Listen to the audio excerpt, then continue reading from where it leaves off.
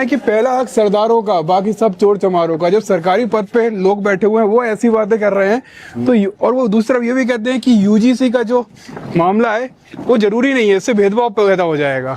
अगर कोई ये कहे, वही अधिकारी कहे कि भाई ये गलती से हो गया है, तो अगर इतने बड़े पद पे बैठा व्यक्ति गलती कर सकता है, उनके लिए तो गलती, लेकिन दूसरों के लिए तो इतना अपमानित जो है उन्होंने वर्ड कहे हैं, तो जो भारतीय दंड संहिता है उसमें तो ये अपराध है। बिल्कुल। तो जब अपराध पे कार्रवाई होगी तो फिर वो कहेंगे कि साहब देखो हमारे साथ गलत हो रहा है, तो भाई आप ऐसा काम करते क्यों? मैं जितना मैं समझ पाया हूँ,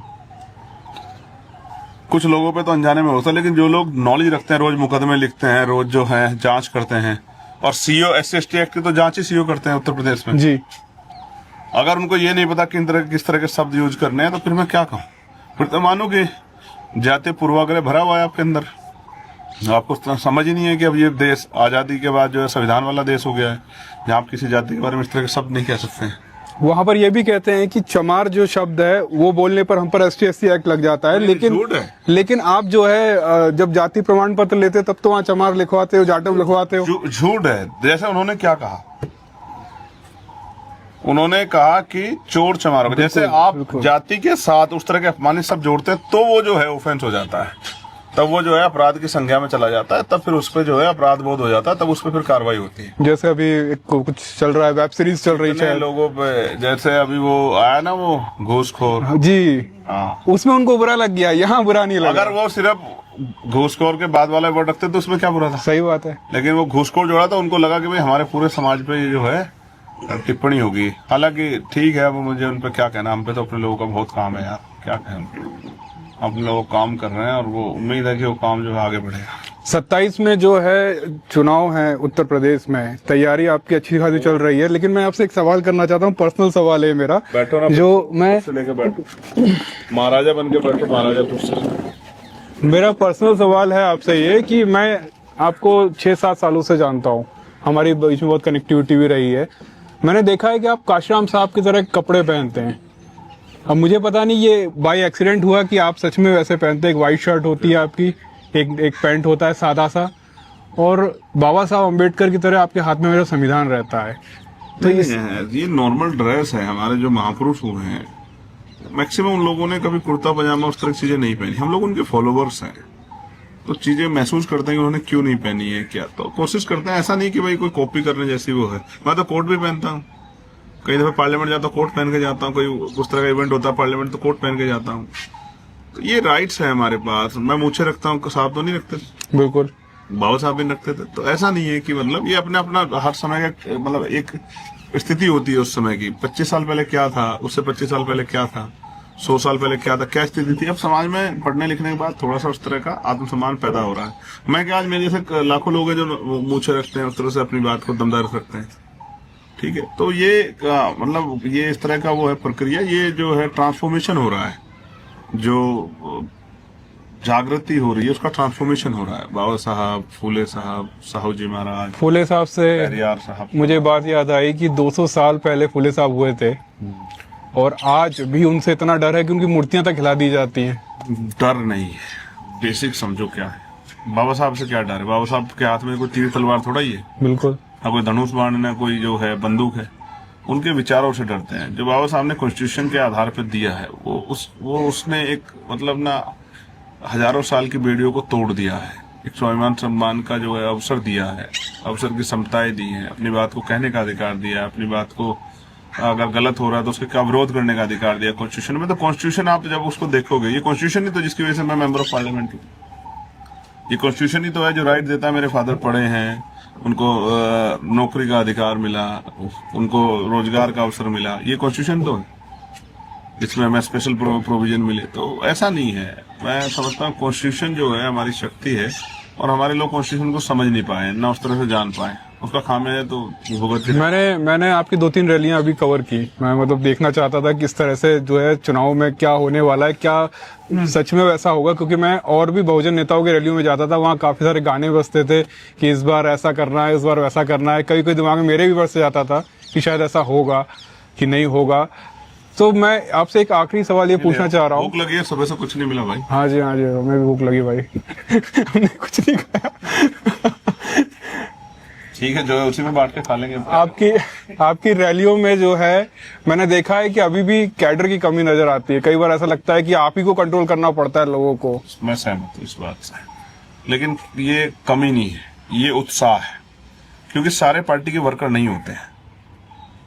आप चीजों को समझो, जब कार्यक्रम होता है तो सामान्य लोग भी आते हैं, किसी गांव से निकल के, कोई बहन, कोई भाई, कोई बेटा, कोई बेटी, माँ, चाचा। अब उनको वो वर्कर नहीं है, पार्टी कैडराइज नहीं है वर्कर। जो वर्कर है वही तो वॉलंटियर काम करते हैं, जो वर्कर है वही तो आयोजन कराते हैं, जो वर्कर है वही तो मुझे लेने आता है, व्यवस्था करते हैं। तो वो जो जिसको आप कह रहे हैं कि भाई वो कैडराइज नहीं, वो लोग हैं जो उत्सुक लोग हैं, जो आते हैं बेचारे, जिनके मन में इस तरह के भाव हैं कि भाई जो है हमें भाई से मिलना है, देखने जाना है। और ये और किसी पार्टी में किसी नेता या किसी उस तरह की उसमें कोई उत्सुकता नहीं है किसी के यहाँ पे। ले आओ कहीं उस तरह की उत्सुकता नहीं है किसी दल में कि भाई वो अपने नेता को देखना सुनना चाहते हो। इसके लिए भी मैं आभार प्रकट करूंगा महापुरुषों का, ठीक है। और किसी आंदोलन में इतनी वो नहीं है लोगों के अंदर कि भाई उसको सुनने जाए या भीड़ में खड़े। आप बताओ, ये कैडर ना होता तो एक टांग पे कैसे खड़ा रहता, जगह भी नहीं होती तो भी खड़ा रहता है। बिल्कुल, ठीक है, तो वो उनका प्यार है। आप अभी लोगों को कैडर वगैरह देखने का नजरिया होता है, हर चीज को देखने का नजरिया होता है। कुछ लोग उसको जो है अपने नजरिए देखेंगे, हम लोग उसको अपने नजरिए देखते हैं कि वो हमसे इतना प्यार करते हैं कि हमारे लिए जी जान की बाजी लगाने को तैयार, वरना कहाँ पेड़ों पे चढ़ जाते हैं। अब पेड़ पे उनको कौन सा कैडर मिल रहा है, लेकिन वो जो है बस कोशिश करते हैं कि भाई जितने नजदीक से भाई को देख पाए, क्योंकि नहीं आ पाते ना लोग नजदीक, व्यवस्था में उस तरह से पुलिस और मुश्किल हो जाता है। लेकिन तो वो उसी वजह से, क्योंकि जिन क्षेत्रों में मैं नहीं गया हूँ, ठीक है, तो उन क्षेत्रों में लोगों के अंदर उत्साह है कि भाई हमें भाई को देखना है, हमें जो है भाई को सुनना है, भाई की बात सुनकर उस पर काम करना है। और यही लोग हैं जिनको लोग कहते हैं कि भाई कैडर, इन्होंने देखो पूरी लोकसभा में जो है हल्ला मचा दिया था, 1.5 लाख वोटों जिता दिया इन्हीं लोगों ने शुरुआत की थी। ठीक है, जब मैं थोड़ा थोड़ा समय वहां दूंगा तो उधर भी इस तरह के हालात बन जाएंगे जिस तरह के हालात पश्चिम उत्तर प्रदेश में। लेकिन ये बहुत बड़ी बात है कि वो अपना काम छोड़ के आ रहे हैं। इस पे अभी आप जो है कैडर वगैरह देने की आपने सोचा है कि आपके जो संगठन के लोग हैं उनको कैडर वगैरह भी चल रहा है भाई साहब, आप दे रहे हैं? देखो आप कैडर दे रहे हैं। मुझे नहीं, हमारे यहाँ बहुत सारे लोग इस काम कर रहे हैं। मुझे आपके लोगों की भीम पाठशाला देखने का काफी मन था। जहाँ तक मुझे पता है 50 से ज्यादा जिलों में कैडर हो गया है। मैं भी कंफर्म कराता हूँ, ऑफिस में अमित जी को फोन करना। जय, ये बताओ जो जिले वाइज कैडर चल रहा है वो कितने जिलों में हो गया है अभी तक? अभी तक हो गया है लगभग 63 जिलों में हो गया, 63 जिलों में हो गया। 62-63 में? हाँ, अभी तो लगातार है ना? हाँ, बस ये खाली सहारनपुर बचा है आपका। सहारनपुर मंडल? सहारनपुर, हाँ, सहारनपुर मंडल, मेरठपुर मंडल, बाकी सब कंप्लीट हो गया। अच्छा, लगभग 12 जिले बचे हैं? हाँ, बस इतना ही बचा है। ठीक है, धन्यवाद। ठीक है। तो पिछले 2 महीनों से कैडर कार्यक्रम चल रहे हैं, 63 जिलों के कैडर कार्यक्रम हो चुके हैं। कैडर कार्यक्रम जो इसी की वजह से जो इतना जो प्यार जुट रहा है ना, वो लोग अब कैडर के बाद वो जमीन पे जाकर काम करें, उससे इतना प्यार जुट रहा है। कैडर की चीजें जो है वो ऑनलाइन नहीं होती हैं, बताई नहीं जाती हैं, गुप्त में चल रहे हैं वो सारे के सारे। कैडर अगर सार्वजनिक हो जाएगा जी, अपनी पॉलिसी नीतियां सार्वजनिक हो जाएगी, तो फिर लड़ेंगे कैसे? भीम पाठशाला का भी काम जोरों से चल रहा है। मुझे कुछ किताबें नजर आई आपके ऑफिस में, बाबू साहब जी। और सिलेबस इस तरह का बना है कि जब बचपन में जो पाठशाला में जाएगा तो अपने इतिहास को, अपने महापुरुषों को जानेगा, तो उसको बड़ा होने के बाद जब वो कल कामयाब हो जाएगा तो उसको याद रहेगा कि हमारे महापुरुषों ने हमारे लिए क्या किया और हमें आगे पे बैक टू सोसाइटी काम क्यों करना। मनी जरा लाना वो देखो, ये इस तरह से जो है पूरा भीम आर्मी पाठशाला जो है। अच्छा, ये कोर्स की बुक बनाई है आपने? हाँ, ये बच्चों को पढ़ाने के लिए। आ से अशोक महान, हाँ, आ से आदिवासी, आई से इंसान, बड़ी से ईवी रामास्वामी पेरियार, उधम सिंह, क्लव्य, उदा देवी पासी, उंगलीमान। मतलब बचपन से ही जो है उनके दिमाग में उस तरह की चीजों को डाला जाएगा ताकि वो पूछेंगे कबीर, गंगू मेहतर, घासीदास, छत्रपति साहू जी महाराज, ज्योतिबा फूले, चंद्रगुप्त मौर्य, ठीक है, झलकारी बाई, कांत्या भील, अपने महापुरुषों को पहचानने के लिए जो उस तरह के शब्द वो करे, दीना भाना जी, नारायणा गुरु, भगवान बुद्ध, डॉक्टर अम्बेडकर, फातिमा शेख, धम्मचक्र, शिवाजी महाराज, सावित्रीबाई फूले, ललित सिंह यादव, रास्ता दशरथ दशरथ मांझी। मांझी वाला रास्ता। यस, ठीक है। इस तरह से हाथी, क्षमा, ज्ञानी, त्रिभुज, ये सब बनाया है कि आने वाली जो वो हैं वो उसको देख सकें, समझ सकें और वो ज्ञान भी हासिल करें और साथ साथ वो ये भी याद रखें किनकी वजह से आज हम यहाँ इस स्वाभिमान सम्मान का जीवन प्राप्त कर रहे हैं। भीम आर्मी पाठशाला जो है इसी बुनियाद को रखते हुए बच्चों के जो शिक्षा में इस तरह की पुस्तकों को जो है ला रही है और इससे उनका एक भविष्य अच्छा बनेगा, ऐसा हमें उम्मीद है। बिल्कुल बनेगा और हम लोगों का काम है हम इसको अपने सामाजिक कर्तव्य को भी निर्वहन करें। एक बड़ी रणनीति भी लगती है मुझे ये, जिस तरह से साहब काशीराम साहब ने जो है उत्तर प्रदेश की जो है राजनीतिक दिशा बदल दी, ये एक भीम पाठशाला भी एक बड़ा मील का पत्थर साबित होगी। ऐसा है क्योंकि इस देश में बड़े पुराने पारिवारिक राजनीतिक परिवार हैं जिनको लोग कहते हैं वो बहुत राजनीतिक समझदार है और कहते हैं कि वो मछली के बच्चे को तैरना नहीं सिखाता। उनके बच्चे को पोते को कहते हैं कि वो तो बड़े राजनीतिक परिवार से, उनका कौन मुकाबला कर सकता है, उनको क्या सीखने की जरूरत है। लेकिन मैं समझता हूँ आज की राजनीति में बहुत कुछ सीखने की जरूरत है और इसका जो सबसे बड़ा उदाहरण है वो नगीना है। आप सब लोग आए थे, आप जानते थे, कोई नहीं मानता था कि नगीना हम लोग जीत जाएंगे। लोग मजाक उड़ाते थे कि भाई नगीना अरे कहाँ। कुछ लोग बड़े बड़े लोग आके भाई मजाक उड़ा गए कि भाई ये तो जो है इसको मिल जाएंगे 2-4 हजार वोट। फिर कितने मिले? इतने मिले कि वो अगर गिनने बैठ जाएंगे सिक्कों में तो वो दादा बन जाएंगे बेचारे। ठीक है, 1-1.5 लाख विनिंग, अगर विनिंग मार्जिन कोई गिनने लगेंगे तो मुझे लगता है कि महीने बीत जाएंगे उनको अगर सिक्कों में गिनेंगे। इतना लोगों ने वोट दिया, आशीर्वाद दिया। तो इसलिए मैं कह रहा हूं आज भी लोग भरोसा नहीं करेंगे कि भाई मैं जो आज कह रहा हूं, आजाद समाज पार्टी बड़ी पार्टी बनेगी उत्तर प्रदेश की और कमजोर वर्गों में, दलितों, पिछड़ों, मुसलमानों में एक बहुत भाईचारा और एक बड़े प्यार का और सहयोग का माहौल, परस्पर सहयोग का माहौल बन गया है और इससे विनिंग पोजीशन बनेगी आजाद समाज पार्टी के प्रत्याशी की। आप देख लेना। यूजीसी जो है आप बोल रहे हैं, लेकिन मुझे ऐसा लगता है कि अगर यूजीसी का विरोध करते हैं जनरल के वोट कैसे मिलेंगे आपको? मतलब मैं जा ही रहा था, मेरे दिमाग में सवाल आ गया। जो अच्छा आदमी होगा वो हमारे कार्यशैली को वोट देगा, हमारे अच्छे कार्यों को वोट देगा। जाति धर्म के आधार पर हम किससे वोट की उम्मीद कर ही नहीं रहे हैं। हम सही काम कर रहे हैं। जो न्याय का, संविधान का, सामाजिक न्याय का पक्षधर होगा किसी जाति का, वो हमें वोट करेगा। क्या मैं ये किताब ले जा सकता हूँ अपने साथ? नहीं, आपकी तो पढ़ाई पूरी होगी।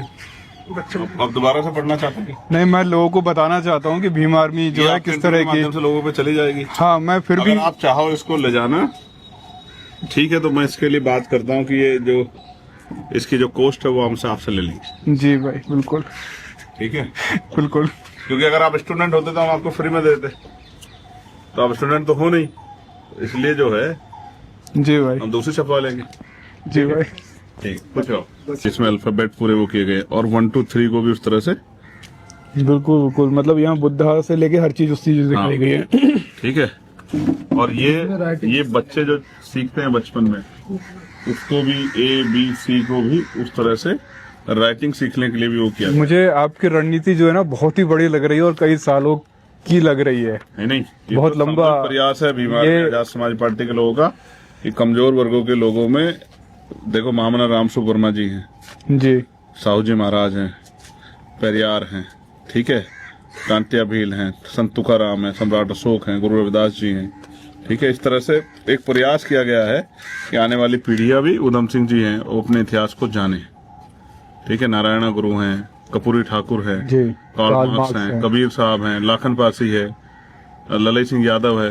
ठीक है, ऑर्गेनाइज, ठीक है, तमाम प्रयास किए गए। जगदेव प्रसाद हैं, झलकारी बाई है, गाड़गे जी बाबा हैं, गुरु घासीदास है, फातिमा शेख। इस तरह से पूरा कोशिश की एकलव्य कि भाई हमारे लोग, दीना भाना जी, भगत सिंह जी, कि वो जान पाएं और वो बच्चे सीख पाएं और कल जो है एक बेहतर भविष्य जो है, क्योंकि शिक्षा तो हथियार है ना, इस शिक्षा के जरिए एक बेहतर हथियार जो है, इस हथियार का प्रयोग करके वो कामयाबी हासिल करें अपने जीवन। भीम आर्मी पाठशाला ये आप यूपी के अलावा जो है MP और ये दिल्ली से एक नया वो करके पूरे देश के लिए एक नया विजन तैयार किया जा रहा है और इसका बहुत अच्छा रिजल्ट आएगा। और जब आप ये दिखा दोगे तो कुछ संगठन इसको कॉपी करके बेचारे वही करने के, हम भी इस काम कर रहे हैं।